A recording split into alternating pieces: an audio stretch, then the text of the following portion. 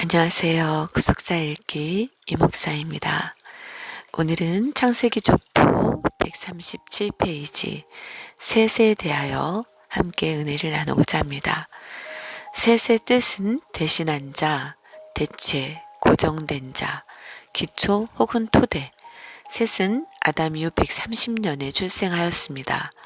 그는 105세에 에노스를 낳았고 807년을 지내며 자녀를 낳았으며 912세 아담 이후 1042년에 죽었습니다. 창세기 5장 6절에서 8절, 역대상 1장 1절. 셋은 아담과 800년을 함께 지냈고 857세에 에녹의 승천을 목격했습니다. 누가복음의 족보에 셋으로 기록되어 있습니다. 누가복음 3장 38절. 아담의 둘째 아들은 아벨이었습니다. 창세기 4장 2절. 아벨은 히브리어로 헤벨로서 뜻은 허무, 공허, 숨, 입김입니다. 그의 생이 갑자기 끝나게 될 운명임을 부지중에 암시하는 것입니다. 본래 자녀에게 좋은 이름을 지어주려 함이 부모의 본성임에도 아담은 그의 둘째 아들을 아벨이라 하였습니다. 죄로 인하여 손상된 인간 존재의 무상함과 허무함을 첫 조상 아담이 경험했음을 짐작해 합니다. 그런데 아담과 하와의 첫 아들 가인은 악한 자에게 속하여 동생 아벨을 죽임으로 말미암아 아담과 하와가 가졌던 새로운 생명에 대한 소망을 깨뜨리고 말았습니다. 그리고 가인은 여호와 앞을 떠나갔습니다. 창세기 4장 16절. 이때 아담과 하와는 비통한 마음을 금치 못했을 것입니다. 아벨이 형 가인의 손에 처참하게 죽은 지 얼마 못 되어 큰아들 가인마저 신앙의 길을 버리고 떠났으니 두 아들을 동시에 잃어버린 부모의 심정은 어떠했겠습니까? 야곱이 가장 마음에 두고 사랑했던 자식 요셉이 죽었다는 소식을 들었을 때 오래도록 아들을 위하여 애통하고 10자식들의 위로가 헛되었으며 아들에게로 가리라 소리치며 울었던 것이 생각납니다. 창세기 37장 34절에서 35절 말씀. 이것이 두 아들을 한꺼번에 잃어버린 아담과 하와의 심정이 아니었을까요? 참으로 극심한 슬픔과 절망이 아담 가정을 어둡게 드리우고 있을 때 하나님은 가인이 죽인 아벨 대신에 다른 씨로서 셋을 주어 위로와 소망을 주셨습니다. 그의 나이 130세에 낳은 셋은 아벨 대신 주신 하나님의 크신 은혜였고 넘치는 소망과 위로의 선물이었습니다. 셋의 어원은 히브리어 슈트로서 이것은 세우다, 고정시키다 라는 뜻을 가지고 있습니다. 아벨은 그 이름처럼 허무하게 수를 다하지 못한 채 뿌리를 내리지 못하고 안개처럼 사라져 버렸습니다. 하지만 셋을 통해서 하나님의 역사가 온전히 세워지고 굳게 뿌리내리기를 소원한 것입니다. 첫 번째 셋은 아담의 모양, 형상과 같은 아들이었습니다. 아담은 자기 모양, 자기 형상과 같은 아들을 낳았습니다. 창세기 5장 3절. 아담이 130세에 자기 모양, 곧 자기 형상과 같은 아들을 낳아 이름을 셋이라 하였고 이것은 아담 타락 후 부분적으로 남아있던 하나님의 형상과 모양이 이제는 그의 아들 셋에게 이어지고 있음을 보여줍니다. 창세기 5장 3절은 셋을 아담의 모양과 같은 아들이라고 말씀하시므로 여자의 후손, 약속을 받은 아담의 회복되어가는 신앙이 셋에게 이어지고 있음을 보여주고 있습니다. 아버지 아담의 형상을 가지고 있는 아들은 가인이 아니라 셋이라는 것입니다. 하나님의 약속은 셋 계열에게 주어졌지 가인 계열에게 주어지지 않았습니다. 이는 타락에도 불구하고 아담에게 주셨던 하나님의 생명, 기본적인 하나님의 형상이 비록 안전하지는 않지만 셋에게 지속적으로 이어지고 있음을 보여줍니다. 동물과 구별되는 인간 생명의 가치와 존엄성은 인간이 바로 하나님의 형상대로 창조되었다는 사실 위에 확립되는 것입니다. 창세기 1장 26절에서 27절. 9장 6절, 야고보서 3장 9절. 아담의 타락에도 불구하고 하나님의 형상은 비록 온전한 모습은 아닐지라도 계속 이어졌던 것입니다. 두 번째, 셋은 하나님이 주신 다른 씨였습니다. 창세기 4장 25절. 가인의 후손들이 계속적으로 살인과 거짓으로 온 세상을 어둡게 하는 동안 아담은 하나님이 구속사적 목적 가운데 다른 씨를 주셨음을 깨닫고 감사하면서 그 이름을 셋이라 하였습니다. 아담은 셋 계열을 통해 약속하신 구세주가 오시는 길이 열릴 것을 염원하고 확신했던 것입니다. 뼈아픈 눈물과 슬픔 속에 엉망진창이 되어버린 아담 가정이 셋으로 말미암아 재건된 것은 다른 씨를 주어서라도 반드시 여자의 후손이 나도록 하시려는 하나님의 열심의 흔적입니다. 이렇게 인류를 구속하시려는 하나님의 섭리는 멈추지 않고 흘러 마침내 마리아의 몸에서 예수 그리스도가 나셨습니다. 갈라디아서 4장 4절. 예수 그리스도는 인간 요셉의 씨가 아니고 성령으로 잉태된 다른 씨였습니다. 마태복음 1장 18절에서 20절. 참으로 타락한 인간들을 구원하시려는 하나님의 계획은 인간의 머리로는 감히 생각하거나 계산할 수 없는 크고 놀라운 것이었습니다. 세 번째, 셋은 메시아가 오시는 길을 굳게 하기를 소망하는 이름입니다. 셋은 다른 시라는 의미 외에도 고정된 자, 기초라는 뜻을 가지고 있습니다. 이것은 구속사적으로 하나님의 형상을 이어받은 셋이 믿음에 굳게 서서 약속하신 메시아가 오실 것을 요지부동하게 굳건히 고정시켜 주기를 소원한 것입니다. 참된 교회는 오직 반석되신 예수님 말씀의 터 위에 세워져야 무너지지 않고 음부의 권세가 이기지 못합니다. 마태복음 16장 18절, 7장 24절에서 27절, 셋 계통으로 오신 예수 그리스도 그분의 터 위에서 말세의 지상교회가 견고하게 서게 될 것입니다. 네 번째, 셋은 아담의 죽음을 목격했고 그 이후 에녹의 승천하는 것을 목격했습니다. 연대적으로 셋은 아담이 죽은 이후 112년 만에 죽었습니다. 또 에녹의 승천한 것을 목격한 이후 55년 만에 죽었습니다. 그리고 셋이 죽고 14년 만에 구원자의 예표 노아, 아담의 10대 손 노아가 출생했습니다. 셋과 노아는 만나지 못한 것입니다. 셋이 죽은 해 아담 이후 1042년, 아담이 죽은 해 930년을 빼보면 112년이 나옵니다. 아담이 죽은 이후 112년 만에 죽었다는 것을 알 수 있고요. 셋이 죽은 해 아담 이후 1042년 마이너스 에녹이 승천한 해 987을 빼면 55년 만에 에녹이 승천한 지 55년 만에 삶을 마감했음을 알 수 있습니다. 노아가 출생한 해는 아담 이후 1056년입니다. 여기에서 마이너스 셋이 죽은 해 1042년을 빼면 14년 만에 구원자 예표 노아가 출생하였음을 알 수 있습니다.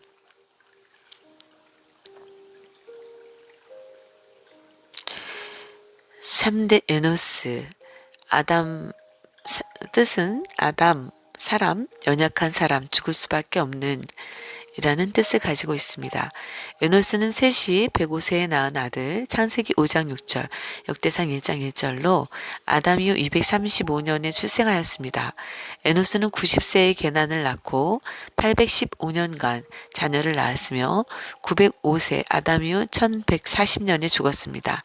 창세기 5장 9절에서 11절, 에노스는 아담과 695년을 노아와는 84년을 함께 지냈으며 그의 나이 752세에 에녹의 승천을 목격하였습니다. 누가복음의 족보에 에노스로 기록되어 있습니다. 누가복음 3장 38절.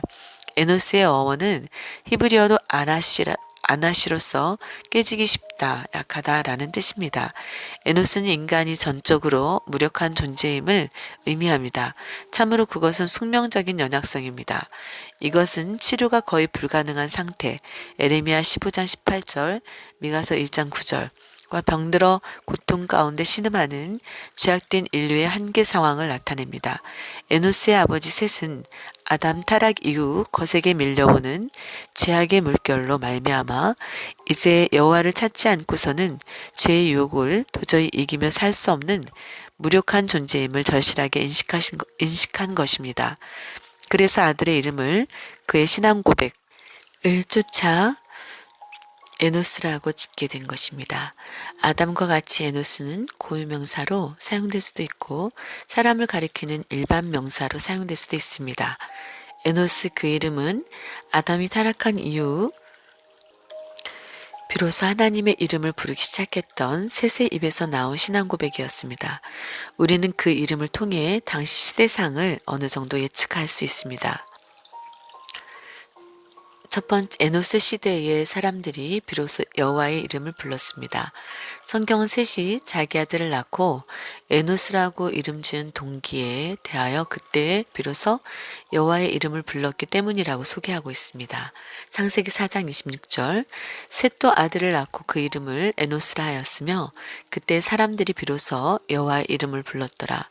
이름을 불렀다는 것은 하나님과 인격적인 관계가 시작되었음을 강조하는 것입니다.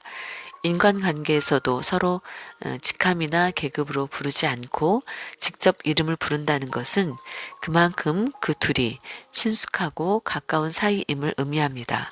특별히 성경에서는 인간이 하나님의 이름을 부르는 것을 구원과 직결되는 중대한 문제로 말씀하고 있습니다. 사도행전 2장 21절, 누구든지 주의 이름을 부르는 자는 구원을 얻으리라 하였느니라. 로마서 10장 13절, 누구든지 주의 이름을 부르는 자는 구원을 얻으리라. 그러므로 여호와의 이름을 부르기 시작했다는 것은 하나님과 인간 사이에 적극적인 사귐이 시작된 것을 의미합니다. 여기 부르다, 카라는 선포하다, 크게 외치다라는 뜻으로 여호와의 이름을 멀리까지 알린 것을 뜻합니다. 에노스 시대에 참 예배가 확립되고 바르게 세워지므로 몇몇 사람만이 아니라 많은 사람들에게 복음이 전파되고 알려지기 시작했음을 추정할 수 있습니다. 두 번째, 에노스 시대에 하나님을 믿는 바른 의식, 예배 생활이 시작되었습니다. 창세기 4장 26절에서 여호와의 이름을 불렀다는 말은 쉽게 말해 공식적인 예배가 시작되었다는 뜻입니다. 창세기 4장 26절을 표준 세번역에는 셋도 아들을 낳고 아이의 이름을 에노스라고 하였다. 그때에 비로소 사람들이 주님의 이름을 불러 예배하기 시작하였다라고 번역하였습니다. 가인과 아벨도 제사를 드린 것으로 보아 이미 제사 드린 지는 오래되었습니다. 따라서 비로소 여호와의 이름을 불렀다는 뜻은 하나님을 올바르게 섬기기 위한 규칙적인 예배 생활을 말합니다.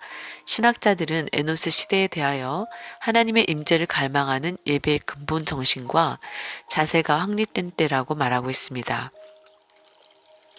이것은 내 의지를 버리고 하나님의 통치를 100% 수용하겠다는 자세이며 또한 당시 편만한 죄악으로 말미암은 극한 상황에서 속히 구원해 주기를 호소하는 자세입니다.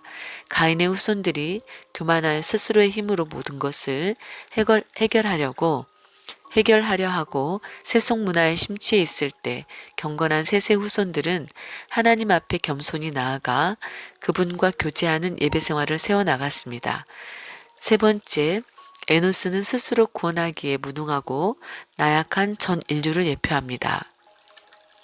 우리는 자신이 죽을 수밖에 없는 존재임을 깨달을 때 비로소 산 제물로서 영적 예배를 드릴 수 있으며 로마서 12장 1절, 그러한 마음으로 하나님의 이름을 간절히 부르고 찾을 때 구원을 선물로 받을 수 있습니다. 사도행전 2장 21절, 로마서 10장 13절, 사도 바울은 오호라 나는 공고한 사람이로다. 로마서 7장 24절, 자신의 힘으로는 사망을 이길 수 없는 에노스적인 존재임을 깨달은 후에 로마서 8장 1절에서 2절을 죄와 사망의 법에서 너를 해방하였음이라 하고 고백하였습니다. 또한 사도 바울은 내 은혜가 내게 족하다. 이는 내 능력이 약한 데서 온전하여짐이라. 고린도후서 12장 9절.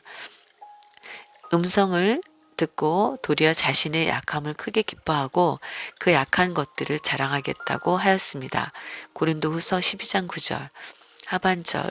이것은 약함 속에서 하나님의 이름을 부를 때 비로소 그리스도의 능력이 머물 수 있다는 깊은 진리를 터득하였기 때문입니다.